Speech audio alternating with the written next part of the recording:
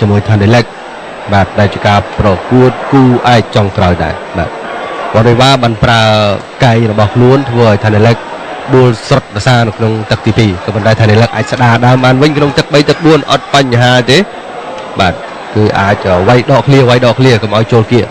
ត្រង់នេះជាចំណុចដែលវ៉ាន់វីវ៉ាឆក់បាន2ដៃទៅលើមុខថានីឡិកបាទអរគុណដល់អាយដាមហុងយូណាឡាបាទដែលលោកជាស្នងការព័ត៌មានសន្តិសុខកងរាជអាវុធហត្ថលើផ្ទៃប្រទេសនៅលោកជំទាវបានឧបត្ថម្ភដល់វ៉ាន់វីវ៉ា$200អរគុណដល់ C2 Club ឧបត្ថម្ភវ៉ាន់វីវ៉ាចំនួន$100ហើយសូមអរគុណដល់អាយដាមហ៊ុនគៀដែលលោកបានឧបត្ថម្ភដល់វ៉ាន់វីវ៉ាចំនួន$500សហរដ្ឋអាមេរិកសូមអរគុណបូរីវិមានភ្នំពេញមានលក់ភូមិគ្រឹះប្រណិតវិមានសុភរាវិឡាភ្លោះនិងផ្ទះល្វែងសម្រាប់ឱកាសពិសេសនេះបូរីវិមានភ្នំពេញផ្ដល់ជូនពិសេស3យ៉ាងបញ្ចុះតម្លៃរហូតដល់ទៅ10%កក់ប្រាក់មុនត្រឹមតែ5%អត្រាការប្រាក់0%បូរីវិមានភ្នំពេញគឺជាគម្រោងអភិវឌ្ឍលំនៅឋានរបស់ក្រុមហ៊ុនលីហូគ្រប់ដែលមានអាសយដ្ឋានតាមផ្លូវជាសុខារាធ្វើដំណើរប្រហែលជា5នាទីពីរង្វង់មូលខណ្ឌគោសិទ្ធិទូរស័ព្ទលេខ077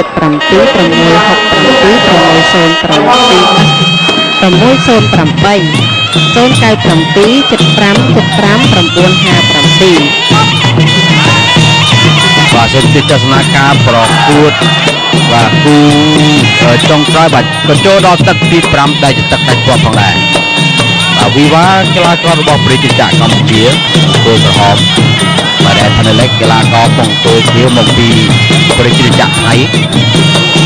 បាទទឹកទី5នេះស្វិតស្វាញមែនទែន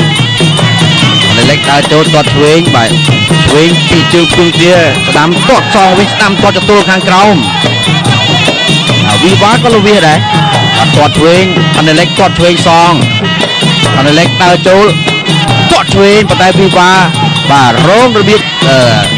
បាទធ្វើរបៀបភ្លេងសើចបាទគុំឆ្វេងយកជើងទាស់ជាប់លោកអញ្ញាកណាលធ្វើការចាប់បំបែកបាទអ្នកទាំងពីរបាទបើទោះបីជាធ្វើការប្រកួតគ្នាយ៉ាងប្រហែលក៏ប៉ុន្តែ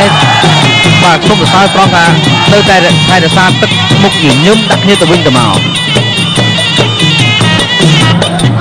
វាយឆ្វេងតែស្ដាំមកក្បាលយ៉ាងរំភើបហើយបាទអូស្ដាំមកដៃនេះគួលស្វិនជើងភាសាទៀតហើយ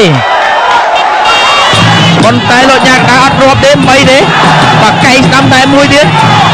អូយបាទដៃបាញ់មិញបំចូលផ្ទាល់នេះក៏ចូលគៀមដែរវីវ៉ាព្យាយាមដើរចូលទៅកែងឆ្វេងស្ដាំបាទនៅតែញាក់ចើមបាទពឺឲ្យវីវ៉ានេះធ្វើការវិសន្ធប់លើខ្លួនថែមទៀតគាត់ស្ដាំលោកអញ្ញាកដាលបាទសម្រួលអ្នកទាំងពីរមកកដាលសៃវៀនប្រកួតបន្តទៀត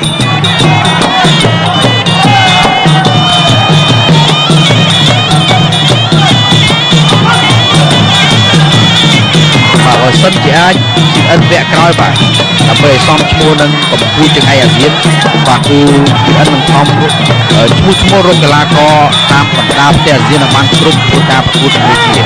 បើក៏ប៉ុន្តែក្រៅតែពីថៃបាទឡាវកម្ពុជាយើងគឺមិនសូវជាមានប្រទេសណាមួយដែលគេលេងកីឡាក្បាច់គុនបុរាណខ្មែរនេះបានថាបែបទៀតទេម៉ាយចុងទឹកទី5នេះបាទប្រវែលគ្នាទៅវិញទៅមក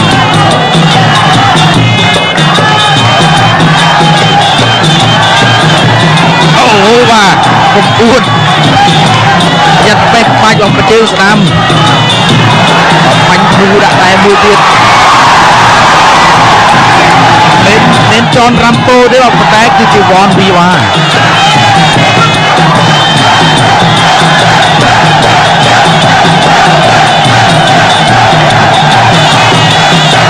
បាទស្រាច់ដែរបាទការប្រកួតក៏ដល់ពេលត្រូវបញ្ចប់ផងបាទបន្តិចទៀតលោកលោកស្រីនាងកញ្ញានឹងបានជាផលិតផលនៃការប្រកួតរវាងកីឡាករគូទាំងពីរនេះបាទវីវ៉ាឬក៏ថានីឡិកជាអ្នកឈ្នះនេះក៏ប្រស្គាល់មកទៀតហើយទឹកទី5ឆ្លៃពេកដើមទឹកម្រងឲ្យច្រើនតែឥឡូវលែងលោះពេកចុងទឹកកាត់ពាក់កណ្ដាលចោលមិនម្រងបាន400លើសល់200ទេតកៅលើវ៉េសឧបត្ថម្ភបងបាទពាក់កណ្ដាលចុះ$200យកមកដៃបាទពីលើចុះទៅខាងក្រោមមកធ្វើឲ្យថានីឡិកស្រុញជើងដួល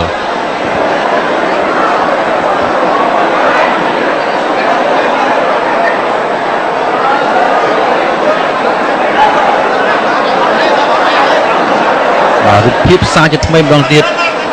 បាទវិវាគឺពិតជាធ្វើបានយ៉ាងអស្ចារ្យមែនបាទសមជាកីឡាកររបស់ប្រជាជាតិកម្ពុជានិងជាម្ចាស់ខ្សែក្រវ៉ាត់ ISKA ទម្ងន់ធ្ងន់ពិភពលោក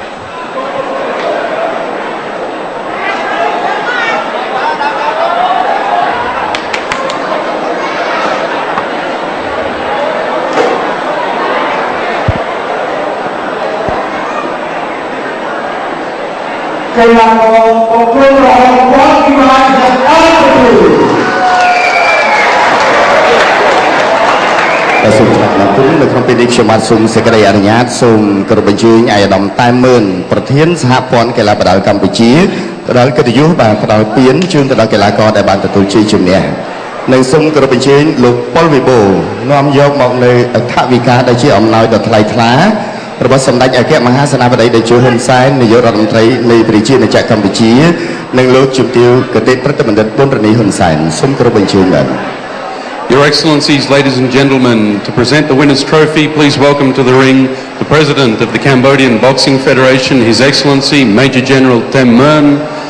and to present the purse on behalf of the Prime Minister of Cambodia, Samdech Ak Maha Senapati Teshao Hun Sen, Mr. Paul Vibo.